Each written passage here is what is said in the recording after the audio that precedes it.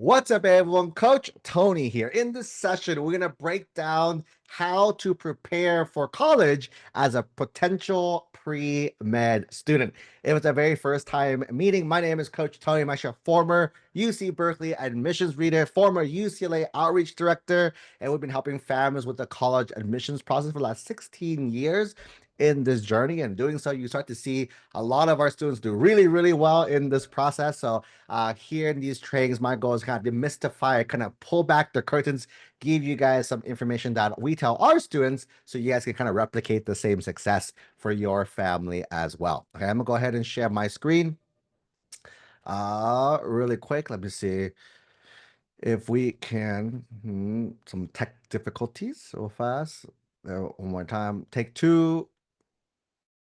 Google Doc as well. So we're going to talk about how to prep for college as a pre-med student, right? So I'll say potential pre-med student itself. So let's go ahead and talk about that. That'll be the topic for this session, right? So a few things. When it comes to preparing, right? So if you're watching this is for high school families, right? So almost for high school families as well too, right? So first off, let's do a quick FYI regarding med school, because people have a few misconceptions when it comes to actually the medical path as well, right? Keep in mind, as a high school student, right? As a high school student, right? You're going to undergrad, right? Not med school is the thing. People focus like, oh, I have to get into this. No, you're going to undergrad. And basically, once you finish undergrad, then you apply to med school. That comes after. It comes after as well, too. In this middle, right? You're going to be applying with your undergraduate GPA. That's when that one matters. You'll be applying with your MCAT, which is like the med SAT ACT score, right? And you're applying with your resume of like, and your actually called the CV, the curriculum vitae, right? Of the fancy name of our resume going there. That is not covered in today's call. That'll be a separate topic, separate day for a separate group of people. Today, our goal is just focus on the getting us, right? Today, we're going to focus on high school to undergrad. That's kind of the focus of today is focus on that the initial path, high school to undergraduate self. Okay. Before we also start nothing to another FYI number 2, right? Is that regarding pre-med, right? Pre-med is not a major, right? It's just a pre-med is a set of classes that you need to take.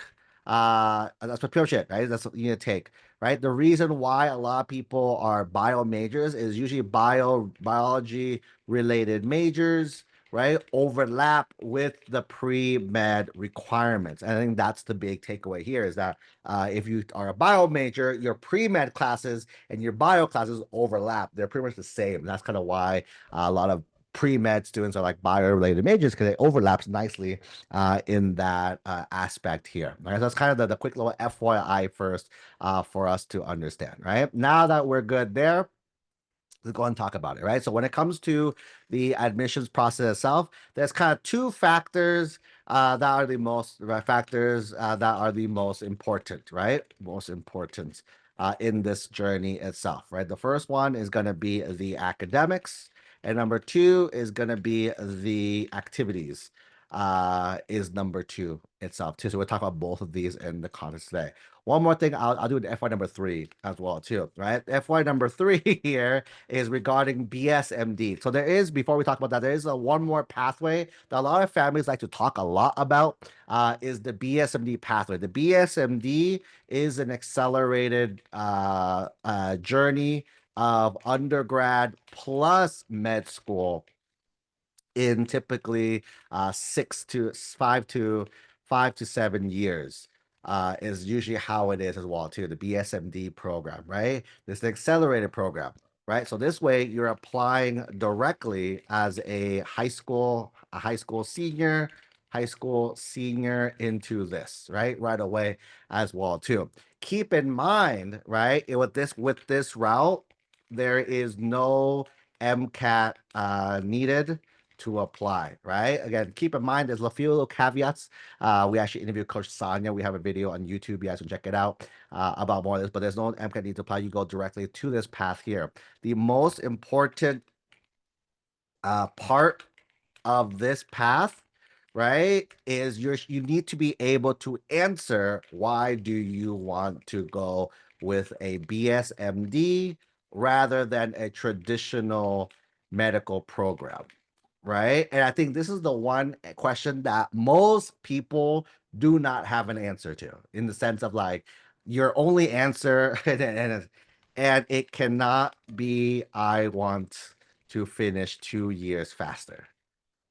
Is it? Because that's pretty much what it is. Everyone is doing BSD to get there faster, but why? Why do you need to do this path as well? And out of every medical person I've talked to, I would say everyone, most people, they do not recommend the BSMD pathway for most people. So that's kind of the one that the FYIs here. Because again, no one really knows what you want to do, and so that's the big thing here. Okay, so now going back, right? Two things that was important: one of the academics and activities. So starting first with the academics, right? This relies a lot on our classes, right? A lot of our classes as well too. So in terms of classes that we take, right? I'll say the two areas that we focus a lot on in general is going to be like strong grades, right? Is number one, and number two is strong rigor, right?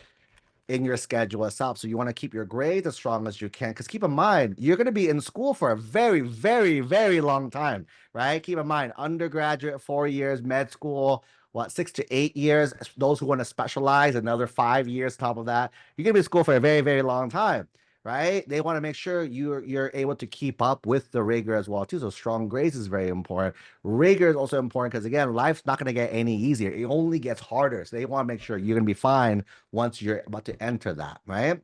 But the thing that we want to tell students to focus on is the overlays for like a pre-med student, right? So the overlays are things that a reader will be trained to look for in your application itself. So there's kind of two overlays I see. One is going to be strong math, and the second one is going to be strong biological sciences as well too, right? So when it comes to strong math, what you want to focus on, right, is getting to AP calculus, BC minimum is usually what we are seeing nowadays for a lot of our students, right?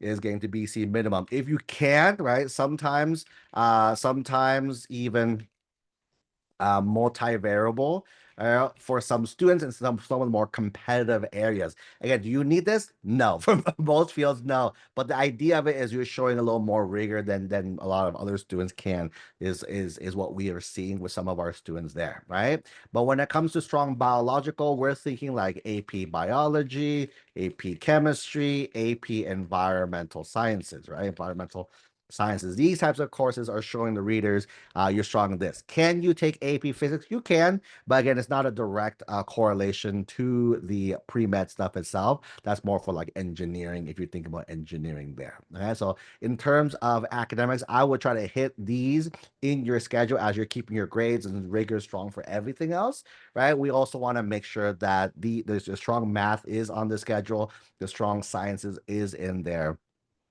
as well too. That's gonna be a big one. All right. That's pretty simple. That's pretty straightforward. Now, the fun part of this training is going to be the activities, right? So when it comes to activities, what we typically tell students to do is you want to spend again 20, 30 plus hours per week on activities, as if you're aiming for the more competitive colleges, right? This is like our own thing. You don't have to copy it, but our kids tend to have this. If you listen to the interviews, you see our students kind of do this and they tend to do really well. So I would copy it if I were you, right? But the idea is, do we want to spend the hours here on the activity section, but how do you break it up, right? It's broken up in two buckets, right? The first bucket is tasting your major, and the second one is going to be things that interest the student outside of the major as well too. So it's major stuff and non-major stuff as well too. We're gonna focus on the major stuff in this call specifically, right? So for me is, how do you demonstrate? So for the quick question is, how do we demonstrate the interest in pre-med, right? Or interest in bio, or interest in all these different categories as well, right? So there's a few different ways a few different ways in how you do it, and there's no right or wrong, right? So let's just keep that out real fast as well too. FYI, there is no right or wrong way, right? There's just a lot of possibilities, right? So instead of saying you have to do this, you have to do that, which is not true, I'm just gonna list out a bunch of stuff. I think in this training, we're gonna keep it very fun. We're gonna hear some ideas, right? And the idea is you want to have the one that matches the student. You want to find activities. Oops. You want to find activities that match the student, aka let's say your student does not like sports. Don't put them in sports is the thing, right? So same thing logic here. There are things that I'd recommend, just things to think about. But if that's not what your student enjoys or wants to do, don't do it, is kind of the first kind of caveat, right? Let's keep that in mind. But just because this video is going to go out to a lot of people, we want to make it as universal as we can. So I'm just giving ideas. And again, keep in mind also, this is not every single idea out there. These are just ideas that I'm just going to come up live right now for everyone here, so you guys can see, right? So we can see what the possibilities could be as well. Okay, so the first thing, so ideas are here, right? So ideas number one is, what if you join clubs, right? This is probably one of the easiest things to do, is joining clubs. You can join clubs at your school. You can jump clubs. There are clubs and groups and groups as well too, right? In your community, you can do this online, right? There's virtual clubs as well, right? Or you can join or start your own, right? Keep in mind, you don't have to just join. If they don't have it and you want to do it, go make it, right? But go be the one who starts it as well too. So here's a few of them that usually some ideas for us to consider and think about here. Okay, so the first one is HOSA. HOSA is a very popular one for the pre-meds, like a future health professionals kind of club as well too. There are some clubs at some schools like Science Olympiad as well, right? Where they go ahead and compete in science related topics as well. So that's another big one as well. Some schools have like a biology club, right? They talk about bio, they do stuff. These are very similar, and there's tons of these like neuroscience club. There's like psychology club, all these science related clubs that again your interest, like, hey, I kind of like that, I would do stuff about that. There's also like, for example, another good one is Red Cross, right? Red Cross is very directly related to the medicine route as well too, even though it's a very big volunteering group there, but it does that as another big one. Another one is maybe some pre-med club, or like future doctors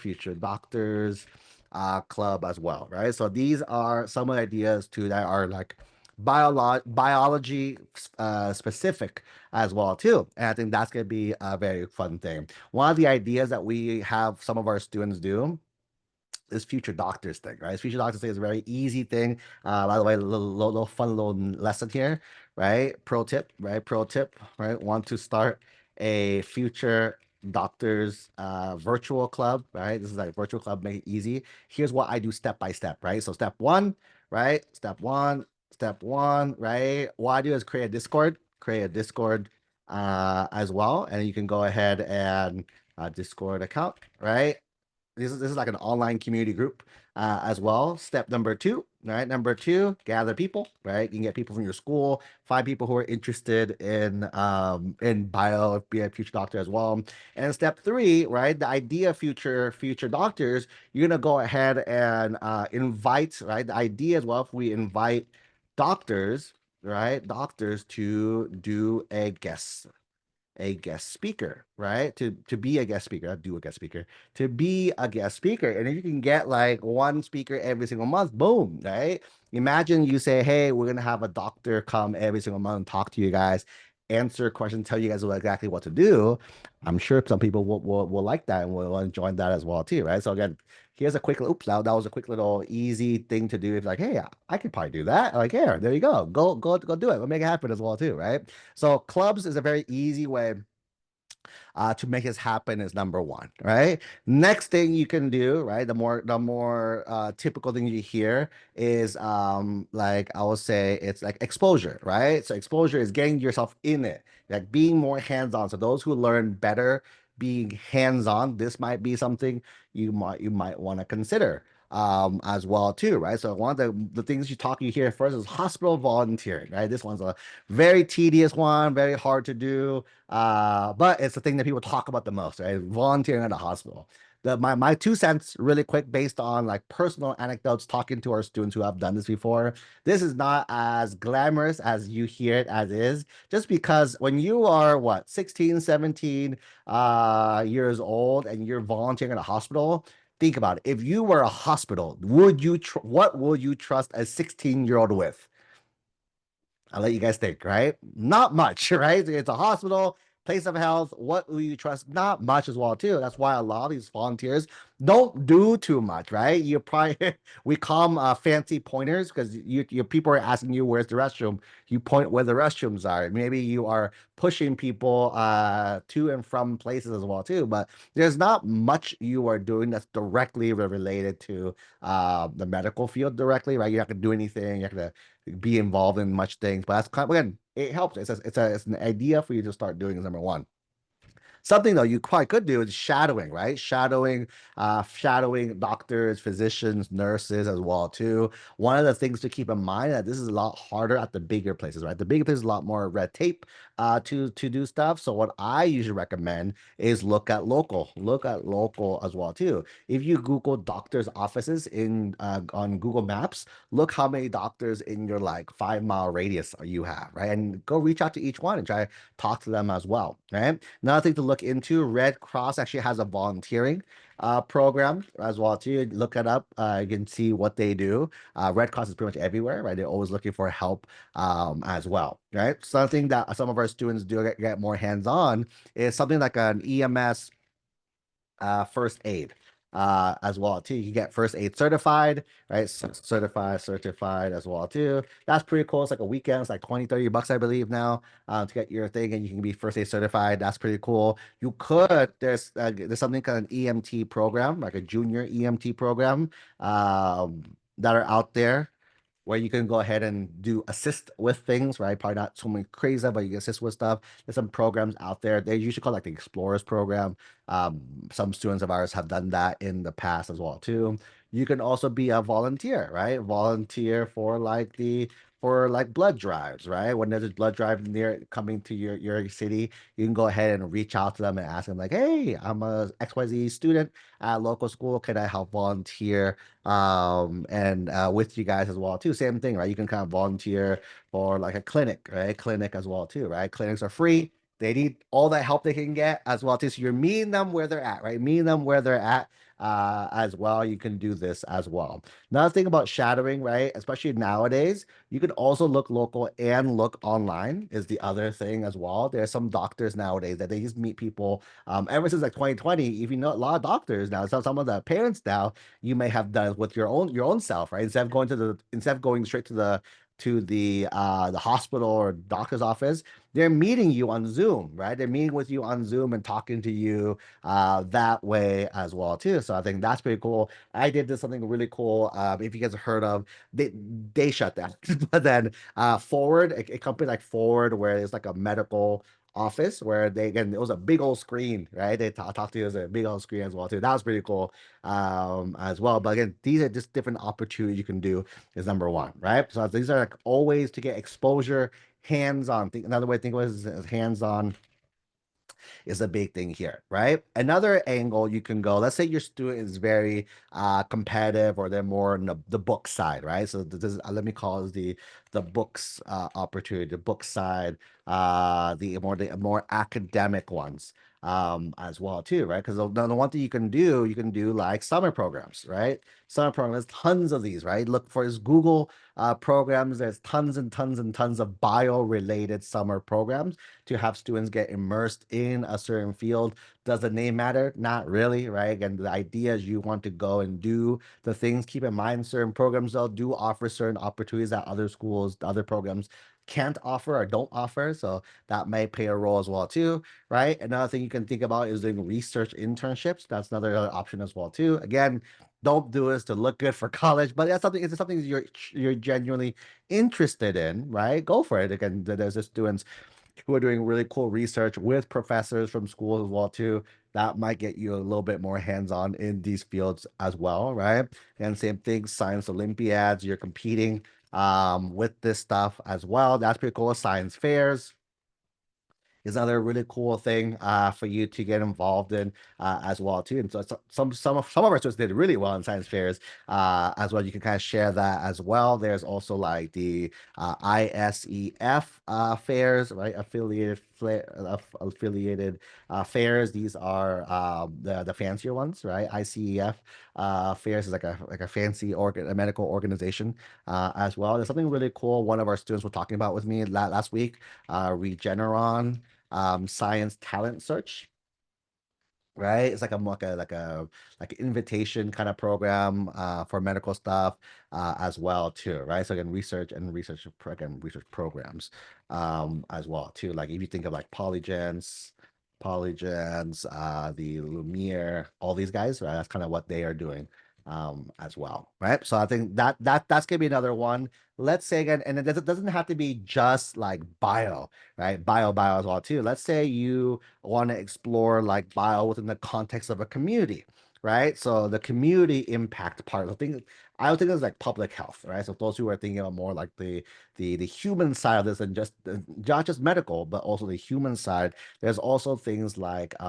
community related things, right? Like for example, health equity as well too, talking about equity, figuring this out as well, bringing awareness to it, right? It's a lot of, the more you dive into the healthcare world, the more disparities you see when it comes to this stuff as well too, right? Maybe you want to, again, tutor students in science, right? Again, it's a similar skill, right? But it's again, closer to what it is as well too there, right? Some of you guys can speak multiple languages, right? How do we turn it in? What if you create multilingual health resources, right, for your community? Right, as well too. Now we're turning language into the thing as well. So again, the idea is, you see, I'm just starting a podcast, start a blog podcast regarding like health topics as well too, right? So things like this, I think there's endless. You said there's endless possibilities of what you can do, right? But all this goes back to the big thing of like basically you're answering the question. We're answering the question, how do we this is the real question we're answering. How do we demonstrate the interest in pre-med? All these you do, the answer is yes, right? So don't feel like one thing's better than another thing, right? You just want to do that. And again, keep in mind to hit these number of hours per week, right? You gotta do more of these, right? Don't just do something for 1 hour. Like, hey, what stuff I can do for a few hours here, a few hours there, that adds up to get to the number of hours that we're looking for. And keep in mind, right? And more is the key, right? So you basically just use this as a starting point to start discovering, right? Discovering and fostering your interest in pre-med activities is the key. Okay, so that's going to be the big takeaway over here. All right. So that is pretty much the recap for this training. And a nice, short and sweet one, right? How to prepare. This kind of summary is two big things. One, academics, strong calculus, take the science classes is the big thing over there. But the big area is going to be your activities, right? The what doesn't matter exactly, but just doing things to show your involvement and interest in it. That's going to be the key itself there. Okay. That is pretty much it for me. If you have any questions, leave them down below. And if not, I'll see you guys in the next training. Bye, everyone.